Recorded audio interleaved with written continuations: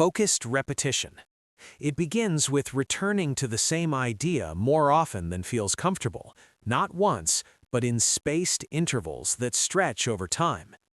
This approach quietly appeared in academic environments like Harvard University, where the volume of information forces students to rely on memory systems instead of rereading. What makes it different is that it accepts forgetting as part of learning, then uses it as a signal for when to review. It matters because most people mistake familiarity for mastery, while repetition reveals what actually stayed. Active recall. It shifts the role of the learner from passive observer to active participant. Instead of reading again, the mind is asked to retrieve information without help, like trying to remember a name just before looking at it. This technique emerged from cognitive psychology studies showing that struggle strengthens memory more than ease. What makes it powerful is the small tension it creates, a moment where the brain reaches for something just out of sight. It matters because real understanding is not what you recognize, but what you can bring back on your own. Interleaving. It mixes different topics or problem types instead of keeping them separate. At first, it feels disorganized, almost inefficient, like switching tools in the middle of a task. But over time, this variation teaches the brain to choose the right approach instead of repeating the same pattern. The idea gained attention when students exposed to mixed practice performed better in unpredictable tests. It matters because life rarely presents problems in neat categories, and learning that reflects reality tends to last longer.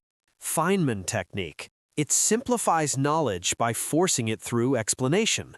The method became known through Richard Feynman, who believed that if you cannot explain something simply, you do not fully understand it. What makes it different is that it removes the illusion of complexity and replaces it with clarity. When gaps appear, they are no longer hidden behind technical words. It matters because true learning often reveals itself not in what you know, but in what you cannot yet explain. Deliberate practice.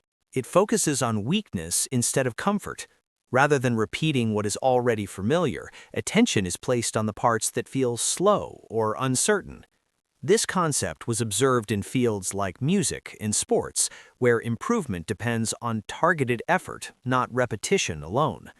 What makes it demanding is the discomfort it brings, a quiet resistance that signals growth. It matters because progress rarely comes from what is easy, but from what is slightly beyond reach. Energy management. It recognizes that learning speed is not only about methods, but about mental state. Students who perform at high levels often structure their study around periods of peak focus rather than long hours. This idea connects to how attention naturally rises and falls throughout the day. What makes it effective is its respect for limits, working with the mind instead of against it. It matters because a focused hour can carry more weight than several distracted ones.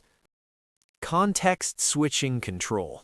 It reduces the hidden cost of shifting attention too often. Each interruption leaves a trace, a small fragment of thought that lingers even after moving on.